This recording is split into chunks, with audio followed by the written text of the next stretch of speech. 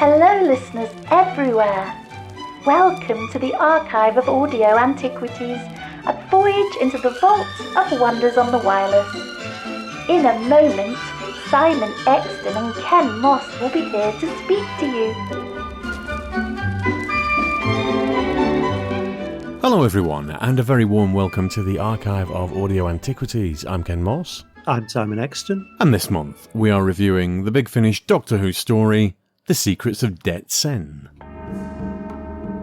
If you look over there, that high peak in the distance, I do believe it's what the locals call Gangs Rinpoche, the precious jewel of snows. Hey, do you reckon we'll meet some pilgrims?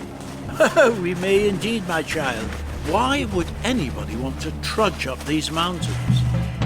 The pilgrims took a path around the eastern side of Mount Champa, down a shallow incline until the monastery of the second Dharma king was revealed before them. What's that? A call to evening prayers? If only, Doctor. It is a warning from Wangdula. Bandits descend on the monastery. Bandits? Then we must move quickly. Doctor! Oh, where are you? They must not find this place. Quite so. The secrets contained here are not for bandits. Imagine if they got their hands on the relics. It was too late. Alerted by the whispering, standing upright, arms raised menacingly, the Yeti all turned to face the intruders. Dr. Exton, do you have a précis for us? The first Doctor, while travelling with companions Dodo and Stephen, lands in the Himalayas and meets up with a group of Tibetan pilgrims who are going to the monastery of Det-Sen. There are two pilgrims that the characters really interact with, neither of whose names I can remember. One is a travelling monk and one is a female pilgrim. And the travelling monk really interacts with Dodo and the Doctor. Female pilgrim kind of flirts with Stephen and is saying, I'm looking for a husband, that kind of thing. They get to the monastery where they're welcomed in, and then there's an attack by bandits. The bandits are blocked out from the main doors, but are able to get in through a side door that has been left unbarred. There's an awful lot of "we're Buddhists, we don't fight" talk. At different times, both Stephen and the Doctor doing the Ian Chesterton role in the Daleks with the Thals, trying to persuade them to fight. The travelling pilgrim turns out to be a holy lama who is carrying an ancient relic, a bell called the Holy Ganta, as this whole story is setting the scene for the Abominable Snowmen. That's taken off him by the bandits, and he tries to fight back, but then gets beaten down. In the meantime, Stephen realises that it's the girl he's become friendly with who has let the bandits into the monastery. The monks are letting the bandits take whatever it is that they want. Dodo is helped to escape, goes and finds the Yeti that are living on the mountain, encourages them to come back and attack the bandits. Bandits are defeated with the help of the Yeti. Everybody's happy.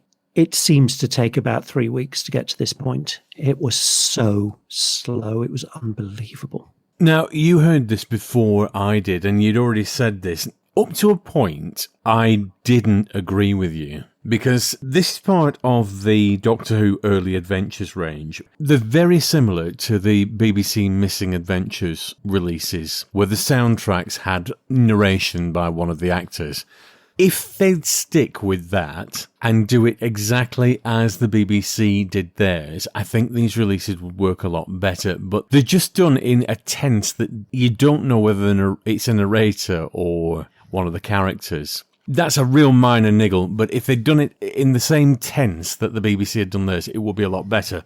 This is the first story to feature Dodo as a character. She's appeared in narration in the Companion Chronicles and I think some of the short trips, although I'm less familiar with those. Lauren Cornelius plays Dodo in this. My first impression was Jodie Whittaker. I mean, she sounds nothing like Dodo. No.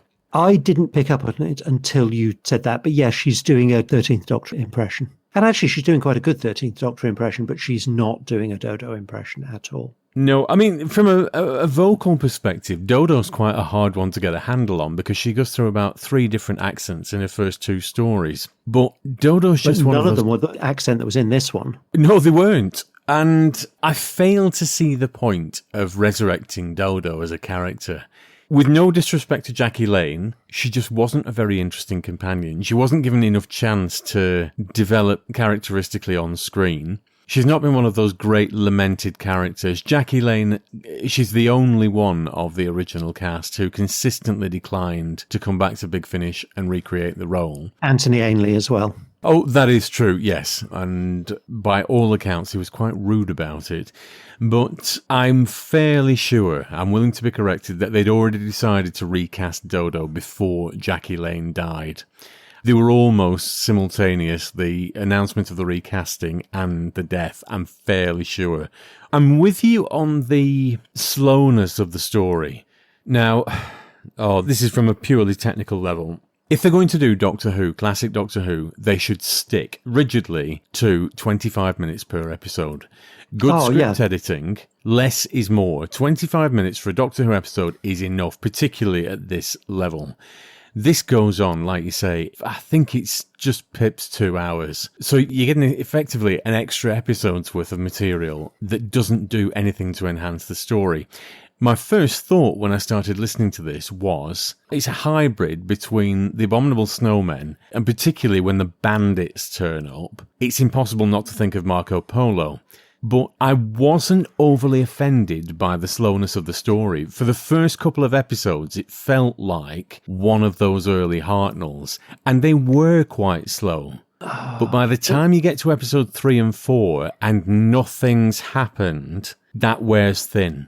I mean, the only interesting thing was which bit of the Abominable Snowmen are you going to crowbar in next? So we've got the Holy Ganta being the thing that they're chasing after and leaves with the Doctor at the end. The big reveal of the Pilgrim being Padmasambhava is obvious from pretty much the first time you meet him. Because you know that Padmasambhava is going to turn up and he's really the only candidate that it can be. Dodo and the Yeti. My God, it's such a blatant rip-off of Agador. Well, yeah, singing the song and feeding the Yeti. So I know that chronologically, the Great Intelligence only turns up, 100 years after this story or something.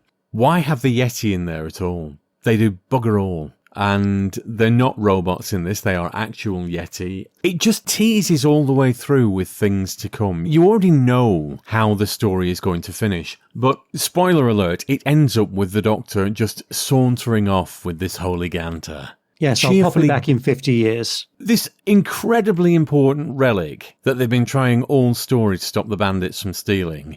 There you go, Doctor, see you in 50 years. You will come back now, won't you? And the reason it's incredibly important is because it's kind of a Rosetta Stone for translating all of their other stuff. So it's not just, this is a religious trinket that we like a lot.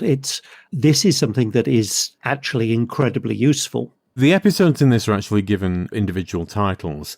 Episode 1 is called The Abominable Snowmen. Episode 2 is Guru Rinpoche Day. Episode 3 is The Bandits. And episode 4 is The Ganta of Det-Sen. Again, the monastery isn't called Det-Sen for the vast majority of the story. And the Rinpoche name is teased all the way through. And the Doctor makes allusions to, you're not what you say you are. You don't know who this person is. All the way through, you're thinking, is this something to do with Kanpo? Or the third Doctor's regeneration? Or the hermit up the mountain? And it's fuck all to do with any of that. So you're left with this slight feeling of, I've been cheated here. Oh, no, I didn't think any of that at all because, the monastery might not have been called Det-Sen for most of the story, but the story is called Det-Sen. There is no doubt that this monastery you're going to is the Det-Sen monastery, and the monks themselves may not have realised this yet, but the audience has. So it is blatantly nothing but a setup for Abominable Snowmen. In terms of the portrayals of the main characters, poor Peter Purvis. Having done the crossover with him and Fraser Hines doing the Doctors and having his Doctor portrayal so outclassed by Fraser Hines, I can't unhear how unlike Hartnell his version is. It has absolutely wrecked Peter Purvis's portrayal as Hartnell for me. See, I've never particularly thought that Peter Purvis nails it. He gets a lot of the cadences and the mannerisms, but he sounds very little like Hartnell. That's not a slur. Peter Purvis is not William Hartnell, and he's not an impressionist, he's an actor. But they've got John Guyler right out in the open. This man has actually been in Doctor Who as the first Doctor. He does Hartnell spot on. Why are you not using this man? And the other thing, I mean, we've already talked about Dodo not sounding like her.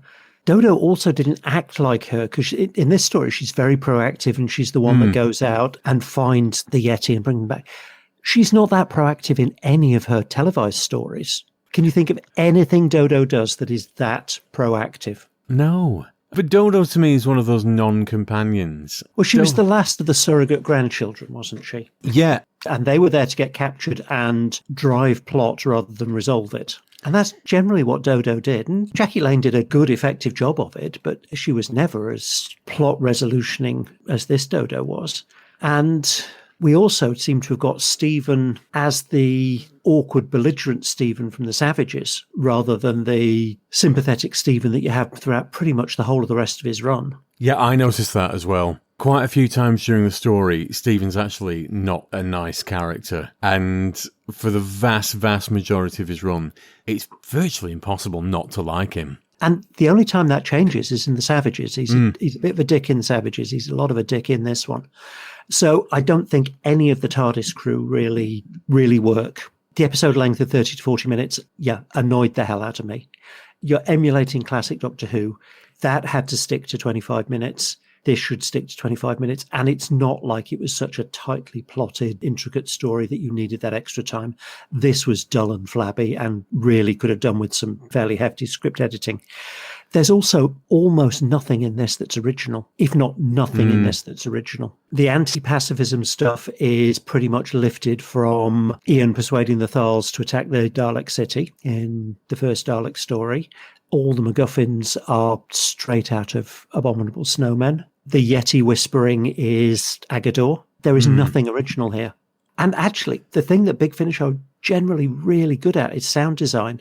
And it felt very flat. I didn't really get any difference between being on the mountaintop and being inside the monastery. Oh, really? Oh, no, Yeah. I did. No, I thought that when they first land, I think the only, again, it's a real minor niggle, but the early TARDIS landing sound was not the later TARDIS landing sound. There's a very Hartnell TARDIS. And as far as I'm aware, they've never used it.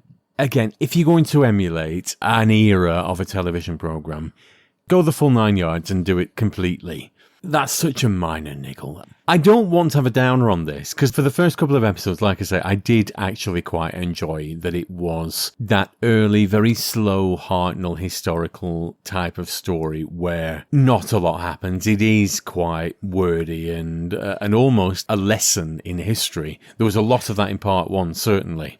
Yes, but it's a lesson in history that is effectively written, effectively played. None of the TARDIS team were what you expect. None of the guest characters spoke believably. Okay, to start with, the two pilgrims that you interact with are both hiding fairly massive things. But the writing just seemed very heavy-handed. There was pretty much no difference between any of the monks. There was a scholar that was hidden underneath the monastery who was, frankly, pretty pointless. I was bored by this from start to finish. And I like Hartnell historicals. And even that, it falls apart by having the Yeti in there. So it can't even do being a historical properly. Yeah, but the Yeti aren't the Yeti that we know. They are actual Yeti, which... Who appear at the end of Abominable Snowmen, I think. Certainly they appear at the end of Abominable Snowmen in the novel. Oh, I don't know. It was a big, flabby story and really, really didn't need to be. If they'd have condensed this back down to a 4-part story, the running time is for a 5-part story. If you'd have condensed this down properly, you might... It would still be dull. It would be dull, but it wouldn't be as dull. God, script edit, guys, come on. Less is more. Realistically, there isn't any kind of original plot here. No, there isn't. The TARDIS team are written poorly. I think the actors do the best with what they've got. Hartnell, and I know he quite enjoyed the occasional bit of fisticuffs, but he's not as consistently violent as he is in this. There's one last point that I will say. The guy that plays Odiyana, whose name is Paul Courtney Hugh, all the way through, I was just reminded of Silas Carson, who is the voice of the Ood. And he's nowhere, I was quite convinced it was him, and he's nowhere near the cast list. So that's who he sounds like to me. But we've probably picked through the bones of this reasonably dull story long enough. It's time to race in earworms. This is the song that never ends. Yes, it goes on and on, my friends. Ooh, what do we think? This is out of 10. Well, I'm going with a 2. I was bored senseless by this terrible portrayal of the TARDIS crew, an incredibly dull, unoriginal, uninspired, flabby story, and a recast companion who sounds nothing like the character she's recast as. And considering this is supposed to have been released as a tribute to the actress that she's supposed to be portraying, that's a bit of a slap in the face to Jackie Lane. Big Finish have done much better prequels and sequels to stories than this. It ended up being a slog, but it didn't need to be. It started out as a nice homage to those early Hartnell historicals. It just ended up being a slog to the point where when the action finally does kick off, you don't care. And even the action is very slow. It is, but it takes forever to get there. You know, when do the bandits turn up? Is it the end of episode 2? And they don't actually attack till part 4. Oh, no, I'm really sorry. I hate having a downer on Big Finish, but this was not a good one, guys. I'm going to give it 2. Oh, God, 2 out of 10. I feel so bad about this, but nothing about this hangs together in the way that it should. You've put out much better material, particularly if you're going to resurrect a companion. And they have done it with such unloved characters and turned them into somebody that they are interesting. Dodo is not that character. The obvious one to compare to is the recast Katerina, who sounded like Katerina of the telly. I mean, she was much more animated, but that's down to the original Katerina being a bit planky. But you could listen to her and get a feeling of the Katerina that we saw from Dalek Masterplan. There is nothing about the telly Dodo that was in this performance at all. No, Katerina and Dodo are 2 companions that would happily consign to the bin. There's nothing there that interests me enough to bring either of them back. The Katerina that they brought back for, was it Daughter of Time? Daughter of the Gods. Daughter of the Gods. It was effectively a completely different character to me. I didn't recognise any of the Katerina in that was on telly. She was a more interesting character on the audio. But it sounded like her. A more animated performance, but the voice sounded like Telly Katerina. Maybe. Again, I wasn't blown away with her as a companion. I just didn't think that particularly worked. It was an interesting experiment, but it's one that you're charging the public for. And I think that's probably my beef with this. It's cost quite a bit of money to hear something that's nothing like that. Oh, this is just a misstep. No, I hate having a downer on it, but there we go. I don't have a problem having a downer on it because if you're saying that you're a professional company, and I think these days Big Finish are, but this is something that relies purely and simply on the name Doctor Who and has nothing else to recommend it. And if you're expecting people to pay a good wodge of money as opposed to buying something from the BBC radio range, then it should be of comparable quality, and it isn't on any level. No, well, we've listened to other stuff that has been, it's nothing to do with Doctor Who. That Space 1889 stuff, the first 3 of the 4 in that series, were really bloody good, actually. And who wrote the 4th one? Can't remember. Same person who wrote The Secrets of Det-Sen. Politeness forbids me from carrying on. Well, what hopefully forbids you from carrying on is the fact that we're going to do the Space 1889 in a future episode. That I will look forward to. Politeness has never stopped you in the past. That is true. And they'll continue singing it forever just because. The final bit that we're doing this time is Podcast of the Week.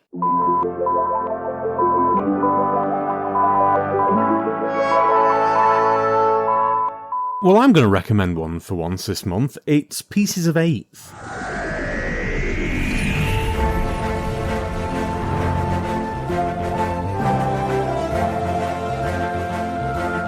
It's an Eighth Doctor podcast examining all the adventures of the Eighth Doctor in audio, comics, print, TV, and it's hosted by Kenny Smith and Rebecca Chapman. They chat about anything and everything to do with Paul McGann's incarnation of the Doctor. You'd think that that would be quite a niche podcast that doesn't have a lot of material to go at, but they've got some really good interviews on there. They've had Philip Segal, they've had George Mann, who was responsible for a lot of the IDW comic strips, and they drill down into the various adventures in a way that isn't as dull as it might appear, or that isn't as limited as you would think that the source material is. Kenny Smith, he's the editor of Vortex magazine for Big Finish, which I only found out after I started listening to the podcast. I've got a great love for Paul McGann as the Doctor. I saw it pop up on Twitter, I thought I'll give it a go, and I'm racing through the episodes. I'm really enjoying them. So anyone who's a fan of the Eighth Doctor, you'll probably like this. Okay, well, I've never heard of it before, so I'll give it a go. So on that note, we shall sign off. Next month, we will be doing A Doubtful Death, which is a Charles Paris mystery. Now, I've never heard of this until today. It's thankfully landed on the doorstep, courtesy of your good self, Dr. Exton. Very briefly, what's this? It's a CD. Find out more next time.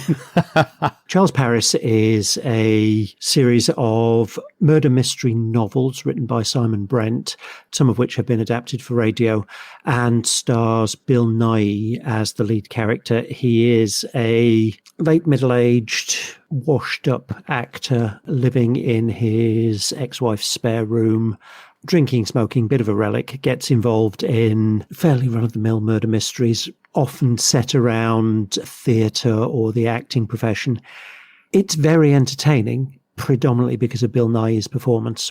Big fan of in whatever he's been in, so that is one to look forward to. I shall stick it in the player, write my notes, and we shall be back next time. Thanks for listening, everyone. I hope that we've entertained you.